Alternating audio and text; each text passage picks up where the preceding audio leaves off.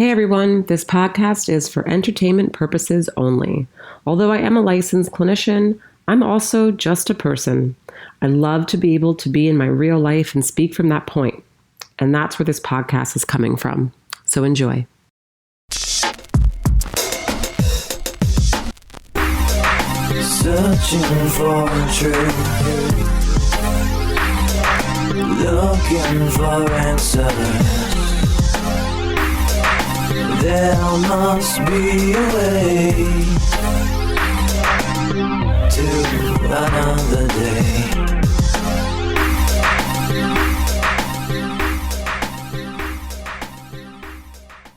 Are we good? Are we on? Check, check. We are live. We are live. Hey everyone. We are here from Tulum, Mexico. Yeah. Honeymoon edition. This is our honeymoon. We actually got married like October and, life. And then so now we're getting a honeymoon. So it's great. Yeah. Thank you to family and friends. Yeah. Family and friends family. For hooking us up with a great wedding gift, Yeah. No, we've been having a good time out here. It's been perfect weather. It's 80s and sunny every day. Perfect weather. And they got the music is bumping right outside. Yeah, it's pretty loud. I don't know if you guys can hear it right now, but it's bumping. I look so black right now. It's not even funny. I've never been this dark skin, I don't think. And I'm just black. But that's cool. That's cool. So, you guys, this is a short one today because clearly we want to go to dinner and enjoy life out here. But we wanted to just kind of fill you in on life in Tulum. It's I'm obsessed, first of all, with Tulum, extremely. The life out here is insane. The vibe is insane. The energy is insane. The food is insane. Everything about Tulum, if you have not been, is the shit. Yeah, flavor explosions in your mouth, and it's just organic, gluten-free. Everything's gluten-free out here. Vegan, so it's gluten-free. No issues, guys. You got no issues here. No problems. Yeah. Also, they just legalized marijuana out here, right before we got here. And so that's pretty cool, right? I guess, because I don't know where you guys live, but where we live, it's not. So it's pretty, although no one gives a shit, but it's pretty cool to come out here. And the other day we were on the beach just enjoying our cabana.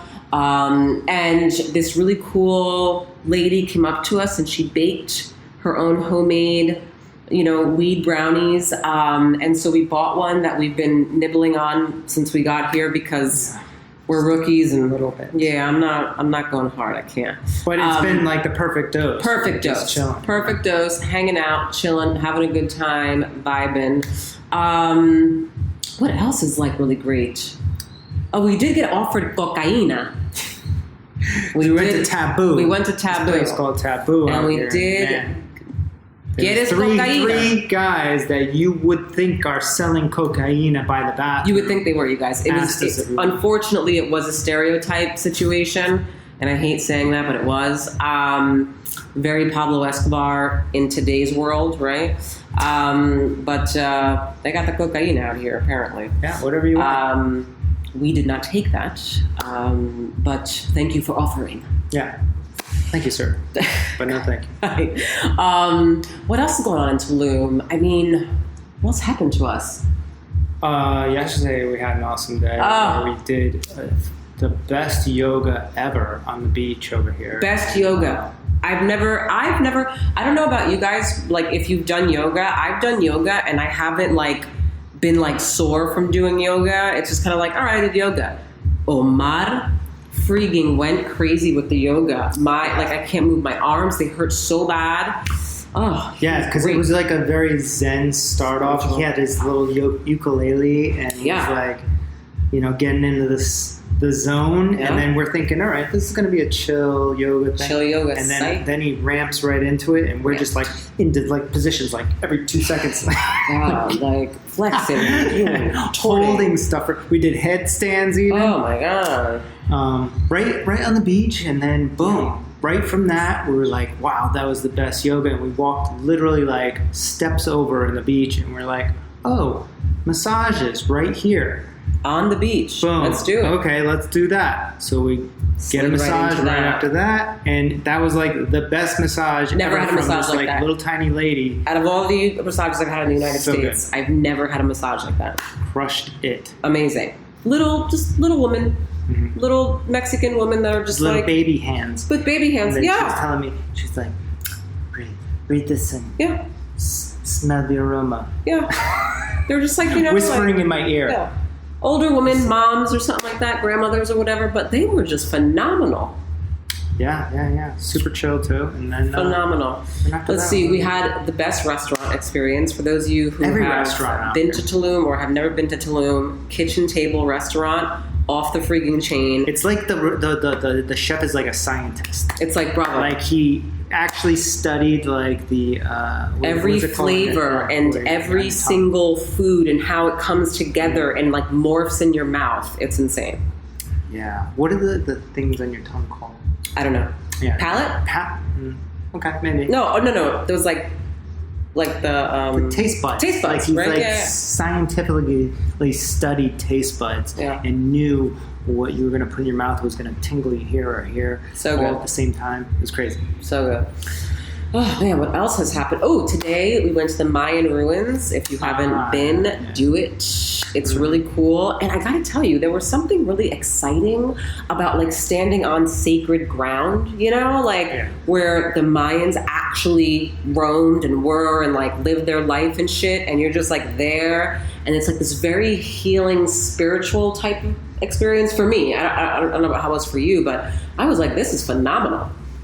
Yeah, it was interesting because you can't get into this area. It's like this huge acres of area. You can't get in because there's walls around it. So there's only a couple entrances. You go through like this tunnel, and then you come out the other side, and it's just and you're in Mayan ruin land. Palace. Yeah, amazing. Oh my God, what's even crazier is that Mario, our transportation person who got us from Cancun to Tulum, who's amazing, from Easy Transports. Not Easy. E-Transports, told us that apparently right now they just discovered in one of the pyramids a tomb that was just discovered. And so they like closed off the pyramid because now they got to figure out who the hell's in the tomb. But like a tomb was found, you guys, like in the pyramid. Who's in there? Like is that yes, it is techno music in the background. It is techno. yeah. This is So Your Joint, Raph. So Your Joint.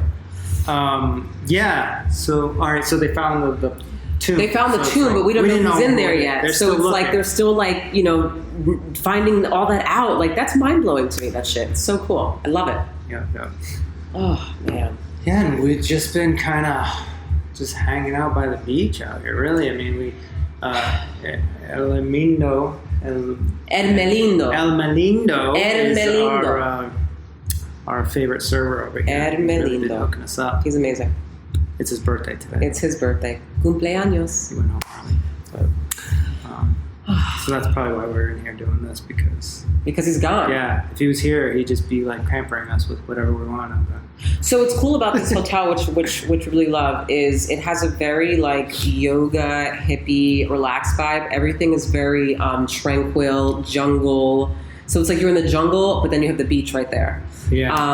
And it's very, very like relaxing. The techno music or house or whatever in the background is actually a dope vibe for like. It's like more like chill tracks. Yeah, it's like chill. It's like chill lounge, like chill lounge tracks, or just like in your cabana, just hanging out. So each room is assigned a cabana. So you have yours for the whole time that you're here. And it's just nice, because now you're like not worrying about getting out to the beach. Like, oh, you want to get a cabana? It's like, no, got it. Go whenever I want. Yeah, you get your own. Nobody can touch it. No one can touch it. It's great. So VIP. Oh, what else? Oh my gosh, I don't understand why every Mexican person is extremely like. I mean, the Mexicans are fucking gorgeous. I mean, like yesterday. Well, at least in this area. Yesterday. This young man, bartender at this restaurant we went to across the street, I cannot. He would crush it in Miami. And I told him that. Mm-hmm. he's got to get over there. And I don't understand why a lot of them haven't. Well, many of them haven't been to the States like at all. They just traveled like within Mexico. Yeah, but man, they would kill it. Because like all the workers down here, they don't even live in Tulum. They live like an hour out, right? And they get a shuttle in every day, so it's like 2 hours of their life is just gone for free shuttle that they provide for them. Yeah, but they work in like 13 hours a day. Yeah, like in total, like 13 to 15 hours, and then we were telling the bartenders how much a night, let's say, like, you know, a bartender in Rhode Island makes at a good place or Miami makes at a good place, and their eyes exploded, right? Like, because I was like, what? Yeah, like, because the thing out here too is if you come here, no place. Just like the person that's serving you doesn't get the tip. If you tip on credit card, that person doesn't get it. They split the fucking tip. So now like everything in tip wise needs to be cash so that your person could get the fucking full amount. You know, right? I feel like most of them don't get that tip, I know. I hate that. So we've been trying to give them cash like directly. Yeah. Which is also when you get a good FYI, service, that's what you want to do. Yeah, FYI to you guys, if you ever do come to Mexico, Tulum, wherever, we've been here the whole time with like American dollars, like the US dollar, because it's more than pesos. Oh yeah, they don't care, and they don't care. Everything's fine. It's more like you're converting it most of the time than them. They're just like whatever. Yeah, totally fine. So don't worry about that. No sidewalks. At least down here, no. So you may get hit or nudged by a scooter or car, truck. Yeah, but it's all like, you know, technically, it's all in the same area. There's a lot of stuff here. Yeah. And it's very authentic, too. It's not all authentic. It's not like commercialized yet down here. They're starting to. So they have some like, you know, like 7-Eleven style things that are like popping up and shit like that. But the rest of the stuff is like, you know, very authentic. It is. Mexican dresses and whatever. Yeah.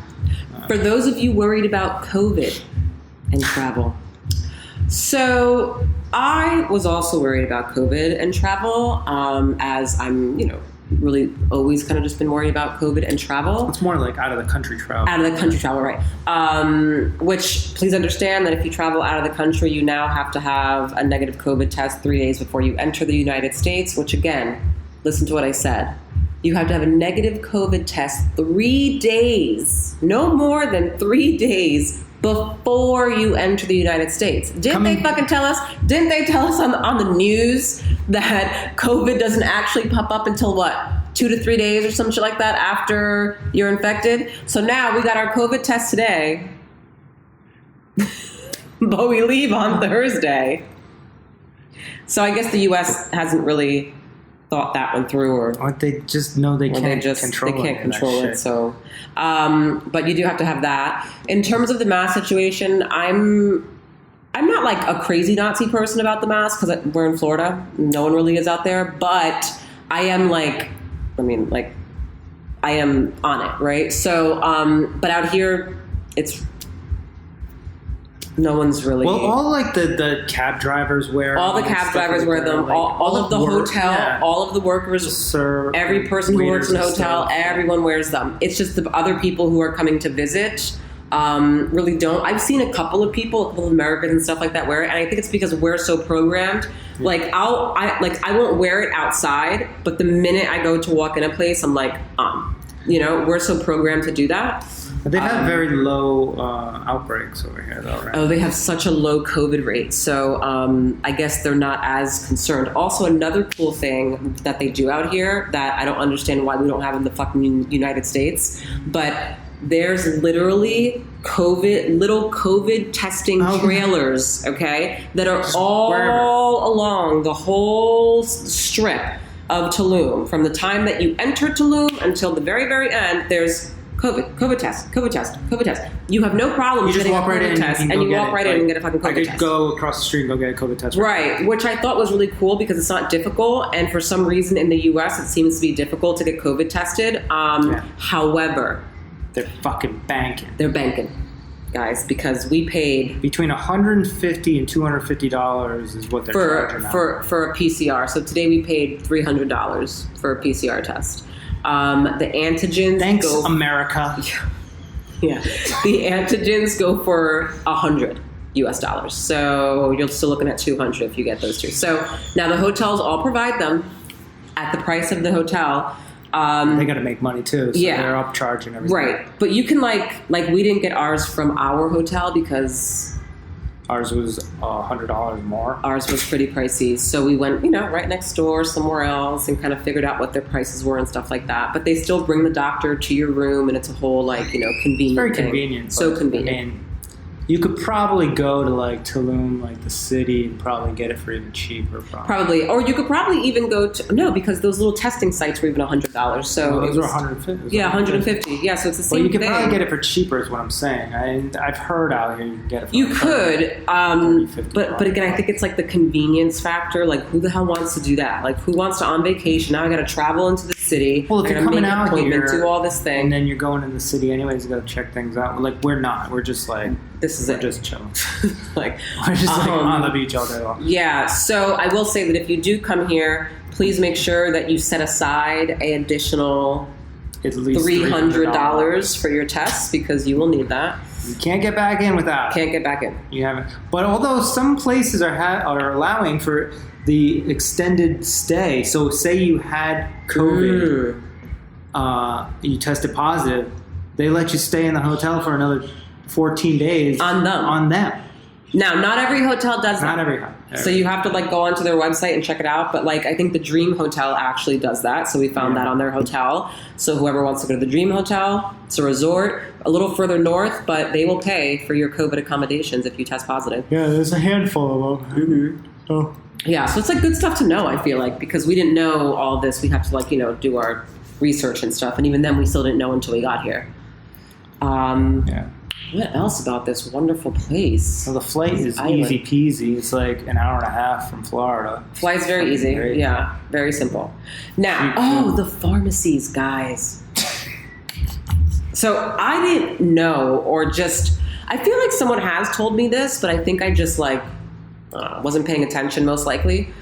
I either forgot or didn't know that in Mexico you can basically go into a pharmacy and buy just about any kind of drug. There's, limits, obviously, but you want Tramadol? Got it.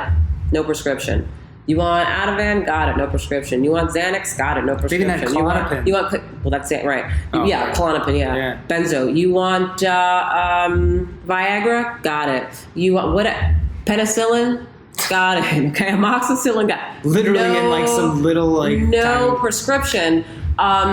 So this led me and Joe to a whole conversation on the legalization of drugs and why it's so difficult, for certain drugs to be bought, etc. Now, what I did say to Joe, and I said to you, was I was fucking drug addicts though, man. This is they're heaven, which is dangerous, obviously, right? Especially if it's so easily accessible. So that's scary. So I get why the United States also has those restrictions in place and you can't just get it so freely. But then I thought, but what if you can, right? For example, I didn't see any of the pharmacies fucking packed with they were empty. Nobody goes in them. No one's even in them, right? So it's are people buying them so much? I don't know. I have no idea. What's the rate of addiction deaths out here in Mexico? From just I don't know these stats, guys, so I have no idea. But I was what if you could just walk into a store in the United States and it was the norm?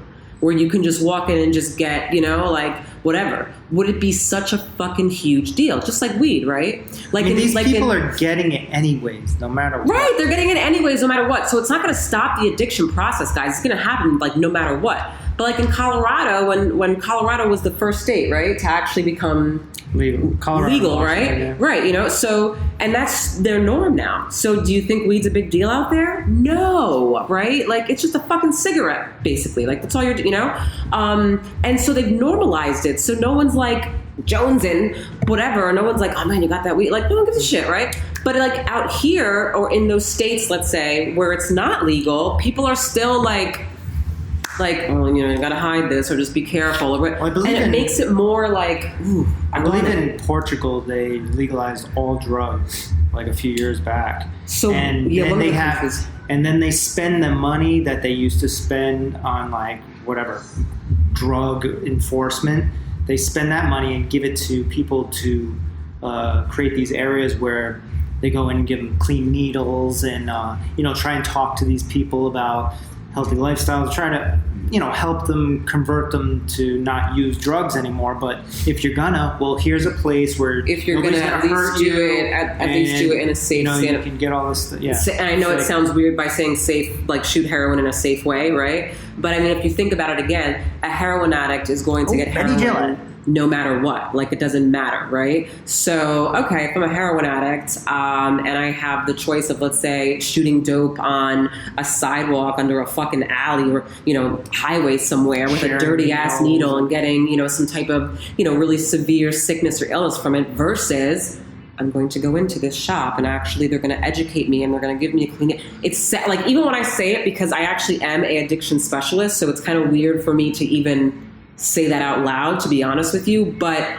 I get the theory. Like I understand that because even from working in treatment facilities, the whole concept of going into a rehab for 30 days, 60 days, 90 days, and I've seen it, guys, and you're in this bubble land where you walk in and they take your cell phone, gone.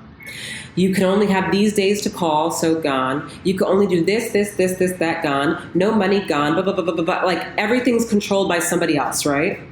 For 30 days, 60 days, 90 days. And then guess what do we say? We go, okay, now your insurance can't pay anymore, so guess what? We're stepping you down to a lower level of care, which means now you're going to go into a halfway house, and now there's other rules. But guess what? Here's everything that we took from you for 30, 60, 90 days when you were here. Now, here's your phone. Now, here's all your contacts. Now, here's real life. And then we're expecting them to just fucking do shit on their own. We were doing everything for them for fucking 60 days. I don't think it's not the drugs, because drugs are going to exist no matter what. There's going to be people that want to take drugs. It's not the dealers really either, because they're only doing it because they like money, and the only reason they're making so much money is because it's illegal. It's really, our goal should be as a society to make an impact on younger people. That's it. These people that are already addicted to drugs or whatever, it is what it is. The best we can do is treat it as a sickness and help them out, right? Hopefully they figure it out. Yeah, I know. We don't treat it like a sickness though in America, right? Well, no. I think that I think they do, right? So yeah. So they're arresting people. If you have cocaine, you're getting arrested. Right? You're getting arrested, and then it's all dependent on how many times you've been arrested, or dependent on the situation. Then we can either send you to rehab, or we'll just put you in jail where you'll get no help whatsoever, right? So, it's So really, where our attention should be focused as a society is on our kids, because guess what? If you raise your kid to understand what drugs are and don't hide them from them and just say, this is what this does. I mean, you might experiment with alcohol or marijuana, but these other things might do other things that you might not want to do. Or, obviously this is a process that goes on throughout raising a child. Yeah. But I think the communication of those things has to continue on. And you can't just be like, drugs are bad, don't do them. Yeah, because clearly we grew up in that world where if you're in your 30s or 40s, just say no or whatever. Right, and the parents thought that the government was taking care of the kids. Just say no. Well, that wasn't enough, right? You got to talk to your kids for a long time, over the course of a long period, their whole lives even. Yeah. Well, just say no, right? That's so laughable to me. Just say no. I would have no career. Because everybody, no therapist, no addiction therapist would fucking have a job. Because if it was that easy, they're right? Always, just say no. People are always looking for the easy way out. I posted something the other day. David Goggins was like, you want to reach peace. You want to get to that utopia world where you have in your head. Well, you got to do the hard shit, which means talk to your kid about the hard shit, whether it's sex or drugs or whatever, and continue to talk to them so they're aware of it. And it's not this big, crazy, cool thing that they need to try out like their friends. They're just no, that's not. Or not. Well, or not, right? I mean, this could either, obviously, our fingers crossed that it actually does go that way. I mean, if it doesn't, let's say, and although you have, Oh, somebody wants to jump in. And although you have so many conversations with your kids about it, they may still choose to go that route. I mean, it's still a heartbreaking sickness. It's still a heartbreaking thing to deal with, like no parent wants to go through that shit and just fucking have to watch your kid slowly kill themselves. Like not fun in any way, shape or form. It like hurts my chest actually, even like talking about it. Like it's not good, so, but listen, I don't have all the answers. I'm just saying, I think that's where the I think that's a good, definitely, versus trying so hard to like, I don't know, like when I think of Colorado again, like, and I think of like raising Soul, like I'm raising our kid, like I would love for her to be in an area and to live in a state, let's say, where like weed's legalized, it's like normal, no big deal. When I speak to people from Colorado, it's like the way they talk about it, it's like, or like Cali. It's like going to get a beer. It's like, they're like, what's the big deal? We're going to go have a drink. You know what I'm saying? Like, it's like this normal, which for weed, I do think that it should be like that everywhere at this point. Well, it's just ridiculous. It's not. But yeah. And I mean, really, every drug even. Like, everybody thinks like, all right, you legalize heroin and everybody's all of a sudden going to go out and become a heroin addict. Everybody who's doing heroin now will, yes, probably continue to do heroin. But everybody else, I'm sure there's a lot of people we're talking to right now, you're probably not a heroin addict, and you won't become one just because they legalize it. And there's still laws that you don't do. You can't harm other people. Those laws are still in place. So whether you're on heroin or not on heroin, if you hurt somebody, you're going to get arrested for that. But I could see it happening like that. Like I could see, let's say if heroin became legalized, right? And then like, the same addicts or, whoever are engaging in heroin and then they're dying from overdoses. And then the news will make it seem like this. Well, because we've legalized this drug and this is why kids are dying. No, bitch. Kids are dying from there's a deeper reason why they even want to go fucking shoot heroin to begin with, okay? Let's be clear. I mean, she deals with it every day. So. Yeah, like, I mean, please. Yeah, so legalize everything. Don't worry about it. Like, it's really, nobody wants to talk to each other anymore, I think. I think that's it. They're just like, well, I hope the government comes up with some plan to teach my kid how to not do drugs. But why don't you come up with a fucking plan? To teach your kid not how to do drugs, like everybody just wants the quick fix, and it doesn't exist. It's the hard. But again, I think that for me, it's a matter of this, like because I know that there's deeper rooted issues to drug addiction anyway, right? So it starts really hold on. We have biological components, right? There's other things. So that's like one, right? So predispositions, right? Because family history. Right. But then the other big piece is environmental factors in terms of what you experience in your household or anywhere outside of your household, trauma, whatever, right? Now, those are things that really, no matter how much, let's say, education, right, I give to someone, if they experience something like that, right, and let's say their brains are not at that capacity or ability to really cope in a healthy way, then is it a possibility that they could? Yeah, sure, right? Because the drug is going to numb that shit out real quick, right? Our kid could become a crackhead. Could, unfortunately, yes, right. But we're going to do our work.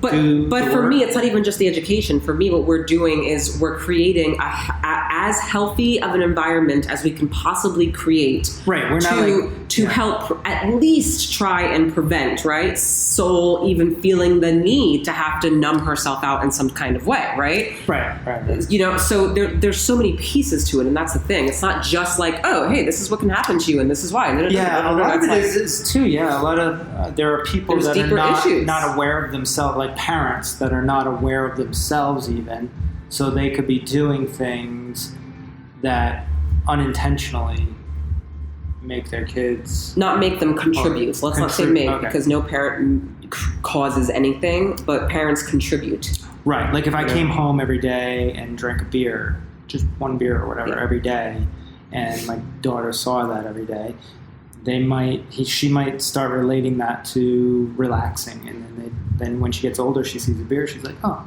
I can drink that to relax. Right. So learn that's a very but also what you're showing that but again, it's also based on how, let's say, your child's brain processes what's happening. So like, for example, it's the same reason why, let's say, I could remember something from my childhood and be like, yeah, it happened this way, and like it wasn't really cool. And then I can present that to my parents, and they could be like, it didn't happen like that, right? Yeah. Right? Like, because everyone's brains process things differently, so you have different perspectives anyway. So that's true. So there is no like foolproof, bulletproof plan. No, it's all just preventative stuff, like as preventative as we could possibly get. But the more knowledgeable we are as parents, understanding what different drugs do to you, maybe through experiment of our own, or just through Olia's work, dealing with people, and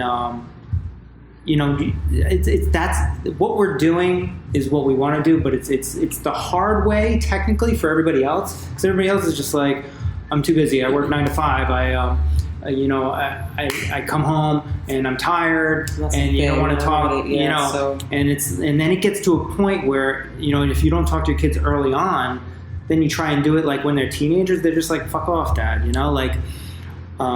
or if you're also process. And then the other thing too, what I find a lot too is like when there's like contradictions, right? So it's like if I'm smoking weed at home and my kid knows that, and but I'm telling her to not smoke weed, it's like, who the fuck are you, right? So that's not going to work, clearly. Right. Like we're going to go home and tell her that we had a brownie this week. I wouldn't care. It is what it is. For therapeutic purposes, therapeutic and spiritual purposes only, guys. It was. We weren't getting like, how some people take a brownie and they're just ew, I can't get like fucked up for like 12 hours. I don't like feeling like that. It's just like a microdose almost. We did. Yeah, microdosing, which actually I'm looking into as a clinician in terms of utilizing MDMA psychedelics for alcohol addiction, they say, as well as mental health illnesses. Now, again, this is a new world I'm going into because with my training and all the jobs that I've had prior to private practice, I specialize in addiction, so I'm so used to like a certain way, but I've been starting to kind of see a different way. So I'm doing this training actually probably in a couple of like 5 months or 6 months, and the training is on utilizing psychedelics for alcohol addiction as well as mental health illnesses, and I'm so psyched about it because I actually know nothing about that area of therapy, and I'm super stoked to learn about that. I got hooked on this little mini series on Netflix and it's called The Business of Drugs. And there's an opioid one. And I think I told you about this, where there was this military vet. He had some very traumatic incidences. And long story short, basically one night he was having those feelings like, I'm going to fucking kill myself, right? And then, so we went to the emergency room. They gave him like 6 Zoloft or something. They were just like, call us back in a few days and don't take them all at the same time. Right. This is the guy's going to kill himself. So right? he's telling this story and he's like, all right. So I said, okay. And I walked out of there and I went home. I pounded a bottle of vodka to the head at 3 a.m. and I grabbed my gun and I pulled the trigger and it didn't go off. Right. So then this guy's like, okay, this is a sign it jammed or there was like something wrong with the ammo or some shit. And so the next day he calls up his buddy, tells him what happened, and his buddy's telling him about this, new psychedelic treatment that they're doing out in California at the time. This is a few years ago. And so he literally like goes there like the next day and starts this treatment. And it's basically just a couple therapists there. You're kind of hooked up to some IVs. They give you the MDMA or whatever they're giving you. The therapist guides you through the whole process. And they're talking to you. And the guy says, it felt like I could talk about all of my troubles without being emotional about them. And I felt like everybody was loving me. And I was like in a tub full of puppies licking me. Right? So anyways, there's a lady interviewing him about what he went through, right? And she's like, and this is like a couple of years later after he's like recovered from all this PTSD. And she's like, so you're still doing this to this day? And he's like, no, I did it 3 times and I was good. And so it's very powerful stuff, basically. Sorry, excuse me. This is my daughter. It's my first time away from her, so I have to take this by. Well, we're gonna end this this live for now. We might continue the podcast though, but it's just gonna be a short podcast, anyways. Hi, my baby. And that's it. All right. If you want to know about anything in Tulum, let me know. Hit us up. And enjoy your week. Love you guys.